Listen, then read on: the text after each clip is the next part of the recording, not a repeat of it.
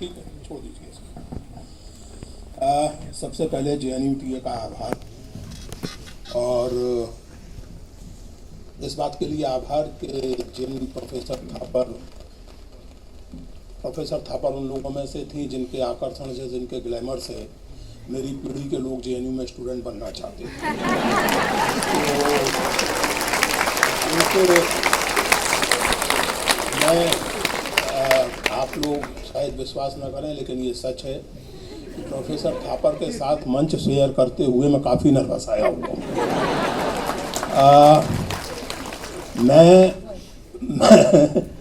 सन 77 में 77 में as a student JNU आया था। जिस JNU की चर्चा प्रोफेसर थापर एक प्रोफेसर के पर्सपेक्टिव और पॉइंट ऑफ व्यू से कर रही थी, मैं उस JNU को एक स्टूडेंट के पर्सपेक्टिव से याद करना चाहता हूँ।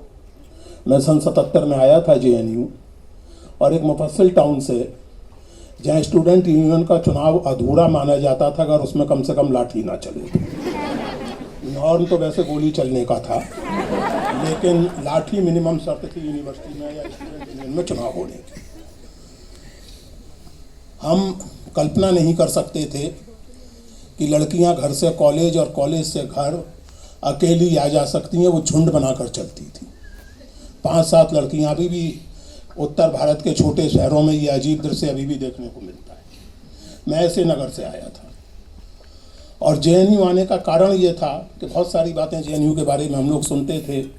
यहाँ पढ़ाने वाले स्कॉलर्स के बारे में, रोमिला थापर, नामवर सिंह, योगेंद्र सिंह, ऐसे जो सब, चूँकि पढ़ने लिखने की रुचि थी इसलिए इन सब नामों के पूरे काम से ना वाकिफ़ हों, लेकिन कम से कम नाम से तो वाकिफ़ थे ही। तो एक आकर्षण था, और व्यक्तिगत ये था कि मैं ग्वालियर में रह नहीं सकता था। पारिवारिक स्थितियाँ ऐसी थीं कि या तो मैं ग्वालियर छोड़ूं या दुनिया छोड़ूं। तो ग्वालियर छोड़ना बेहतर था, और मैं ग्वालियर छोड़ के मैंने सोचा कहाँ चलें, तो JNU एक विकल्प दोस्तों ने सुझाया। JNU बहुत अनोखी जगह थी मेरे लिए। आप कल्पना कीजिए 22 साल के एक नौजवान की ग्वालियर जैसे नगर में, जब उसे ये मालूम पड़े कि इसी हिंदुस्तान में एक यूनिवर्सिटी है जहाँ अगर आप अंग्रेजी बहुत अच्छी नहीं बोलते तो ये आपका प्लस पॉइंट माना जा सकता है, जहाँ आपको एडमिशन में 2-4 नंबर ज़्यादा मिल सकते हैं। अगर आपने लोरेटो और जेवियर्स और स्टीफेंस और फलाना ढिमका से पढ़ाई नहीं की तो आपको 2 नंबर अतिरिक्त मिल सकते हैं। इस पर हम लोग एक उत्साह के साथ हंस रहे हैं। पूरा देश इस समय इन्हीं कारणों के कारण हमें मूर्ख मानते हुए हंस रहा है। हम एक ऐसे समय में जी रहे हैं जबकि ये मान लिया गया है कि टैक्स पेयर का पैसा यूनिवर्सिटी जैसी फालतू चीज पर खर्च करना बेकार है। हम एक ऐसे समय में JNU को याद कर रहे हैं। इसलिए मैं, और एक तरह से जो हम लोगों के लिए उस समय यूटोपिया था, वो आज एक तरफ खुशी होती है कहते हुए, दूसरी तरफ जी में दर्द होता है कि नॉस्टैल्जिया बन चुका है। और माफ़ कीजिएगा प्रोफेसर थापर, मैं आपकी तरह ऑप्टिमिस्ट नहीं हूँ। मुझे हो सकता है कि हो जाए, अल्लाह मियाँ की मर्जी है, कुछ भी हो सकता है, लेकिन मुझे बहुत उम्मीद नहीं है उस अतीत के वापस लौटने की। और ये बात मैं केवल JNU के प्रसंग में नहीं कह रहा हूँ, ये मैं सारे हिंदुस्तान के बल्कि सारी दुनिया के प्रसंग में कह रहा हूँ। क्योंकि जिन features of new type of university की बात अभी प्रोफेसर नायर ने की, दोस्तों याद रखने की बात यह है कि वो न्यू टाइप ऑफ यूनिवर्सिटी और उसके वो features, criticality, secularity, love and trust, autonomy, ये किसी एकेडमिक सभा में नहीं तय हुए थे, ये हिंदुस्तान की पार्लियामेंट में तय हुए थे। जिसमें सेकुलरिज्म पर या सेकुलरिटी पर लोगों ने सवाल उठाया तो मिनिस्टर छागला थे उस समय एजुकेशन के, उन्होंने एक्सप्लेन किया था कि एक यूनिवर्सिटी के आइडिया का कितना जरूरी हिस्सा है सेकुलरिज्म। ये सन 1965 के दिसंबर में इंडियन पार्लियामेंट में डिस्कस हुआ था। आजकल के जो मेरे नौजवान साथी पार्लियामेंट की डिबेट देखते हैं, जिसमें काफ़ी ज्ञानपूर्ण चर्चा आजकल होती है कि कौन किस पर भारी है और कितना भारी है, कितना हल्का है, वो इन चीज़ों को सुनकर के चाहे हंस सकते हैं चाहे रो सकते हैं एक ज़माने में इस पार्लियामेंट में ऐसे भी डिस्कशन होते थे कि यूनिवर्सिटी के एसेंशियल फीचर्स क्या होने चाहिए। जिस तरह की नई यूनिवर्सिटी हम बना रहे हैं उसमें पहला फीचर है क्रिटिकलिटी, क्योंकि जिस समाज को अपने आप पर विश्वास होता है वो क्रिटिकल होने से नहीं डरता। क्रिटिकल होने से वही डरते हैं जो जानते हैं कि वो गलत हैं या बेवकूफ़ हैं। मुझे अपने आप पर विश्वास है, अपनी पढ़ाई लिखाई पर विश्वास है। मैं एंशिएंट इंडिया पर प्रोफेसर थापर से कोई बहस नहीं करूंगा, लेकिन अर्ली मॉडर्न हिस्ट्री पर मैं किसी से भी बहस कर सकता हूं। मेरा अपना इलाका और उसमें मैं ना किसी से डरता हूं ना किसी से चलता हूं। तो यूनिवर्सिटी जेएनयू एक नई यूनिवर्सिटी बने, उसमें ये सब फीचर्स हों, ये सोचा था राजनेताओं ने, पॉलिटिशियंस ने, सिविल सर्वेंट्स ने, और उसको व्यवहारिक रूप दिया। जाहिर है कि वाइस चांसलर जीपी पार्थसारथी और उनके जो आरंभिक फैकल्टी मेंबर थे प्रोफेसर थापर और दूसरे प्रोफेसर्स, उन लोगों ने। आप फिर से एक 22 साल के नौजवान की कल्पना कीजिए जो एक यूनिवर्सिटी में जाता है, और ये नॉर्म अभी तक है खासकर प्रोफेशनल कॉलेजेज और यूनिवर्सिटीज में कि फ्रेशर्स की रैगिंग की जाती थी। अभी 4-5 साल पहले या उससे कुछ पहले एक लड़के की मौत चली हो गई बेचारे की, उसके बाद से रैगिंग क्रिमिनल ऑफेंस बना है। उसके पहले रैगिंग नॉर्म था। आप कल्पना कीजिए कि सन 77 में एक लड़का यहाँ दाखिला लेता है डरते कांपते, और एकाएक महसूस करता है कि यार अगर तुम फ्रेशर हो तो रैग वैग नहीं किए जाओगे, पैम्पर किए जाओगे। कभी AISF वाले तुम्हें पढ़ाने के चक्कर में होंगे, कभी समाजवादी जनता वाले पढ़ाने के चक्कर में।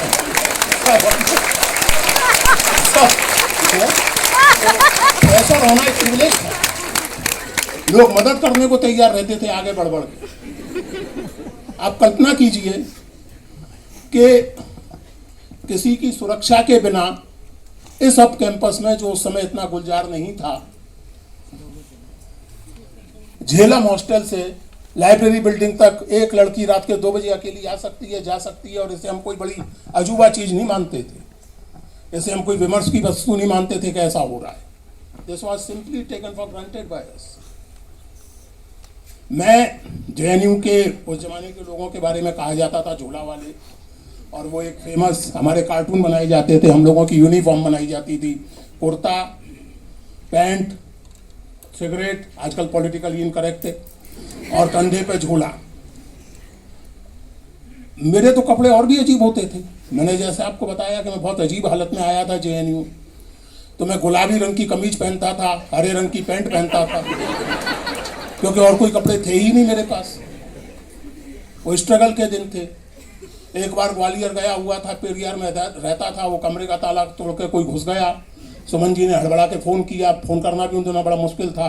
मैंने कहा क्या रखा है उस कमरे में? कुछ किताबें होंगी, माथा पीटेगा अपना चला जाएगा। कुछ है ही नहीं जो छोड़ा है उस कमरे में, ना घड़ी है ना कुछ है। किताबें हैं और किसी किताब से फाड़ के निकाली गई, लाल कागज पे चिपकाई गई मार्क्स बाबा की एक तस्वीर है, बाकी तो उस कमरे में कुछ है ही नहीं। तो ये क्या जाएगा वो? ये मुझे कभी कोई हंसता नहीं दिखा अपने अजीब कपड़ों पर, कभी कोई कंडेसेंडिंगली ये पूछता भी नहीं दिखा कि तुम्हें क्या ये रंग पसंद है, कभी कोई ये ऑफर करता भी नहीं दिखा कि यार हम कुछ पैसे तुम्हें दे देते हैं खरीद।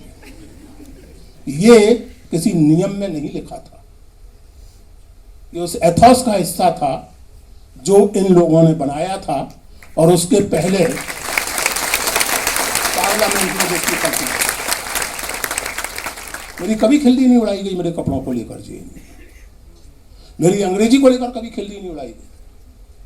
मैं हैंग अराउंड का मतलब नहीं समझता था, हैंग अराउंड का एक ही मतलब मुझे आता था, लेकिन उसके लिए मेरी कभी खिल्ली नहीं उड़ाई गई इस कैंपस में। एक सज्जन एक बार मुझसे कह रहे थे, कुछ जैसे होती है चर्चा, मतलब लव एंड ट्रस्ट जो छठा फीचर था उसको हम लोगों ने काफी गंभीरता से लिया था, खास करके पहले वाले को। तो कुछ बातचीत हो रही थी तो किसी ने मुझसे पूछा कि यार वो तुम्हारी गर्लफ्रेंड, मैंने कहा मेरी तो 6-7 गर्लफ्रेंड्स हैं। तो इतने क्रांतिकारी तो उस समय भी हम लोग नहीं थे। तो पूछने वाले सज्जन बेचारे गड़बड़ा गए, बोले कमाल कर रहे हो, ये कैसे हो सकता है? तो मेरे हिसाब से जो भी लड़कियां मेरी क्लासमेट थी सब मेरी गर्लफ्रेंड्स थी। तो उन सज्जन ने कहा कि भाई साहब Every girl with whom you are friendly is not your girlfriend. It's a technical term. Only Suman is your girlfriend. और किसी दलजले ने जाकर सुमन से कह दिया कि 5-6 गर्लफ्रेंड बता रहा था, तो बस तुम समझ लेना क्या होने लगा। इन चीजों के लिए कभी खिली नहीं उड़ाई गई। मैं नाम नहीं लेना चाहता, लेकिन इस मुल्क में ऐसे इंस्टीट्यूट हैं जिनमें अंग्रेजी में कमजोर होने वाले स्टूडेंट्स के नाम नोटिस बोर्ड पर लगा दिए जाते हैं। मैं जानता हूं ऐसे इंस्टीट्यूट को। ऐसे 1-2 इंस्टीट्यूट से मेरा बहुत करीब का वास्ता रहा है। जेएनयू में ब्रिज कोर्स चलाया जाता था, centre of English and linguistic studies bridge course था। ऐसे लोगों के नाम कभी बोर्ड पे नहीं लगते थे कि ये ब्रिज कोर्स अटेंड कर रहे हैं, अंग्रेजी नहीं आती है इनको या कम आती है। इंटरडिसिप्लिनरिटी के लिए हम कोई अलग से विज्ञापन नहीं करते थे। मैं अगर अपने सेंटर की बात करूं तो हम लोग एमए हिंदी करते हुए फिलॉसफी ऑफ लिटरेचर पढ़ते थे। पहले फिलॉसफी समझते थे, फिर थोड़ा बहुत उस तरह कैसे उसको लिटरेचर में अप्लाई करते हैं। सोशियोलॉजी ऑफ हिस्ट्री पढ़ते थे। लिटरेरी हिस्ट्री लिखने के तरीके क्या हो सकते हैं और वो दूसरे हिस्ट्री राइटिंग से कैसे अलग है, कैसे समानताएं हैं, ये सब हमें क्लास में बताया जाता था। और क्लास, मुझे नहीं पता कि आजकल जो असल क्लास होता था जेएनयू का, उसकी क्या हालत है। असल क्लास तो हम लोगों का गोदावरी और गंगा पे होता था। और इसीलिए मैं चकित था। मैं अब आजकल का माहौल है, मैं क्या कह सकता हूँ, आयशा सामने बैठी हैं, मैं चकित था कि जेएनयू के बारे में बात हो, अतीत की बात हो, और 4 लोग हों बोलने वाले और 2 घंटे का समय हो। इतने में तो मतलब जिसे कहते हैं कि मसूड़े गीले होते हैं 2 घंटे में। तो कहाँ 2 घंटे में ये सब बातें होती हैं। लेकिन खैर दोस्तों, ये जो सारी सहजता थी, ये जो सारे फीचर्स थे, हमें बहुत सहज लगते थे। हमें लगता था हाँ एकदम कमाल है, क्या बात है। आज मैं इस बात को जानता हूं कि दुनिया में कुछ सहज नहीं होता, हर सहज को रचना पड़ता है। पैट्रियार्की सहज नहीं होती, पैट्रियार्की रची जाती है। पैट्रियार्की का रेजिस्टेंस भी सहज नहीं होता, उसे भी रचा जाता है। और संघर्ष इस बात का होता है कि आपके संस्कार में पैट्रियार्की की जगह एक डेमोक्रेटिक अंडरस्टैंडिंग ले। संघर्ष ये होता है। तो जेएनयू का जो एथॉस था, आप ध्यान दें इस बात पर, मैं फिर से दोहराता हूं कि वो केवल एकेडमिक्स ने नहीं रचा था। एकेडमिक्स को वो स्पेस दिया गया, बल्कि मैंडेट दिया गया इस देश के पॉलिटिकल एस्टेब्लिशमेंट द्वारा, हिंदुस्तान की पार्लियामेंट के द्वारा। और तब वो एथॉस रचा गया और तब उस एथॉस को फलने फूलने का मौका मिला। जिस तरह वो एथॉस कॉन्शियसली रचा गया था, प्रयत्नपूर्वक रचा गया था, उसी तरह प्रयत्नपूर्वक उसे नष्ट किया गया है और नष्ट किया जा रहा है और किया जाएगा। और उसका कारण यह है कि जो इस समय केवल हिंदुस्तान में नहीं बल्कि दुनिया भर में जो वर्ल्ड व्यू डोमिनेंट है, जिसमें एविडेंस का कोई मतलब नहीं है, जिसमें ट्रुथ का कोई मतलब नहीं है, फैक्ट का कोई मतलब नहीं है। दुनिया पोस्ट ट्रुथ और अल्टरनेटिव फैक्ट्स के जमाने में चलती है। होंगे साहब आपके फैक्ट, मेरे ये फैक्ट हैं, आप लिए रहिए अपने फैक्ट्स को, घूमते रहिए। और मेरे फैक्ट्स मेरी मर्जी के मुताबिक बदल जाते हैं, आप क्या कर लेंगे। डंडा मेरे पास है तो मैं मनवा लूंगा आपसे अपने फैक्ट्स। काहे का डिस्कशन, काहे का परसुएशन। तो इस तरह की दुनिया में हम इस समय रह रहे हैं और ये दुनिया भी प्रयत्नपूर्वक रची गई। मैंने कुछ दिन पहले, शायद 6-7 महीने पहले, वायर में एक आर्टिकल लिखा था, एन एविडेंस ऑफ स्टुपिडिटी, और उसमें ये मेरी केंद्रीय स्थापना थी। Stupidity of a certain kind is never spontaneous, it's always part of a political project. And that political project cannot survive without creating stupidity as a virtue in the society. आज मूर्ख होना गर्व का विषय है, समझदार की मौत है। आज मूर्खता पर आप गर्व करते हैं। आज ऐसे सवाल पूछकर लोग गर्व महसूस करते हैं कि साहब फलाना आदमी 28 साल का हो गया, अभी तक पढ़ाई क्यों कर रहा है, टैक्स पेयर मनी क्यों बर्बाद कर रहा है। क्योंकि बस हुआ आपने क्या कहते हैं उसको, स्कूल पास किया, उसके बाद प्रोफेशनल कोर्स किया 2 साल का, 4 साल का, 6 साल का, और कमाई में लग गए, किस्सा खत्म। काहे को इंसान बनने की जरूरत है, काहे को सिटीजन बनने की जरूरत है। आपको रोबो बनना चाहिए, आपको कंप्यूटर बनना चाहिए, आपको मनी मेकिंग मशीन बनना चाहिए। और ये सब पिछले 8 साल में नहीं हो गया है। इसकी बैकग्राउंड तब तक जाती है जब आप ये सोच रहे थे कि यूनिवर्सिटी और हायर एजुकेशन में सरकारी फंडिंग कम से कम होनी चाहिए। मैंने JNU एज ए स्टूडेंट सन 77 में ज्वाइन की थी और सन 90 में एज ए टीचर ज्वाइन किया था मैंने सेंटर ऑफ इंडियन लैंग्वेजेज, और सन 2007 में मैं चला गया था यहाँ से। सेल्फ फंडिंग, सेल्फ फाइनेंस इसी बीच में आया था कि साहब हर डिपार्टमेंट को सेल्फ फाइनेंस करना चाहिए। तो यानी लोग हिस्ट्री ना पढ़ाएं बल्कि ताजमहल पे जाकर टूरिस्ट गाइड बन जाए ताकि डिपार्टमेंट को सेल्फ फाइनेंसिंग मिल सके। हिंदी और उर्दू वाले जो हैं वो टेलीविजन सीरियल्स लिखने पे ध्यान दें, सीरियस रिसर्च पे ध्यान ना दें। ये सब बेवकूफियां आज नहीं शुरू हुई हैं, पिछले 8 साल में नहीं शुरू हुई। कई मायनों में वर्तमान सरकार उस समझ को केवल एक्सटेंड कर रही है, ज्यादा फोर्सफुली, ज्यादा ब्रूटली लागू कर रही है जो समझ पिछले 20 साल में बनाई गई। इस बात को नहीं भूलना चाहिए। और इसीलिए मैंने निवेदन किया कि वैसे तो ठीक है, उम्मीद हो या ना हो, काम तो आदमी को करना ही चाहिए, बिना उम्मीद के भी करना चाहिए।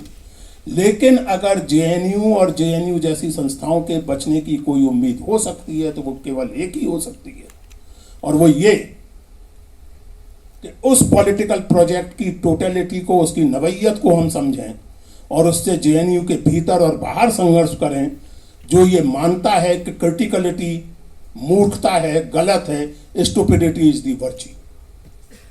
मैंने 2016 में एक उपन्यास लिखा था, नाकोहस। अब नाकोहस किसी जुबान में नहीं मिलेगा आपको क्योंकि मेरा गड़ा हुआ सब। ये एक्रोनिम है, national commission of hurt sentiments. आप देखिए, मैं तो यहाँ JNU है, यहाँ इतना खतरा नहीं है, लेकिन कहीं भी आप बोलिए आपको कुछ पता लगता है कि कब किसका सेंटीमेंट हर्ट हो जाएगा। इस कदर कोमल है भावनाएं कि पता नहीं किस बात पे फिसल जाए पाऊं। तो लिखा मैंने novel national commission of hurt sentiments. वो नावल छपा 2015 के दिसंबर या 2016 की जनवरी में, और फरवरी में लोग मुझसे कह रहे थे 2016 में कि सर आप तो प्रॉफिटिक लिख गए, आपको कुछ भास हो गया था कि JNU में क्या होने वाला, क्योंकि फरवरी 2016 में जो कुछ JNU में हुआ उसकी कुछ झलक नाकोहस में मिलती है। फरवरी 2016 में जो कुछ हुआ, तो ये जो पॉलिटिक्स है सेंटीमेंट्स की, और उसमें without meaning any disrespect to the great disciplines of science and technology, मैं नाकोहस के कैरेक्टर का एक वाक्य कोट करना चाहता हूं। वो उसमें कहता है कि सुनो, इंटेलेक्चुअल ही बहुत हो गई, टेक्नेक्चुअल सबका बाप है, इंटेलेक्चुअल होना पाप है। तो असली समस्या ये है। JNU पर अटैक इसलिए नहीं है कि उन्हें ये बिल्डिंग पसंद नहीं है या उन्हें यहाँ बैठे हुए चेहरे पसंद नहीं है। They dislike the very idea of a university which stands for criticality, which stands for secularity, which stands for reason, dissent and debate. As simple. और इसलिए बचाना चाहिए JNU को। अब हमारा तो ये है कि वैसे हम अपने आप को समझाने के लिए कहते रहते हैं कि बुढ़े नहीं हुए, लेकिन हकीकत तो जो है सो है। सो आगे आपको देखना है। हम 67 के हो गए, बहुत बेशर्मी से जिएंगे तो 10-12 साल और जिएंगे, बाकी आप जानिए। If you want to live in a world where stupidity is a virtue, you are most welcome. Otherwise fight for criticality, not just in this university but in society, in the world at large. शुक्रिया।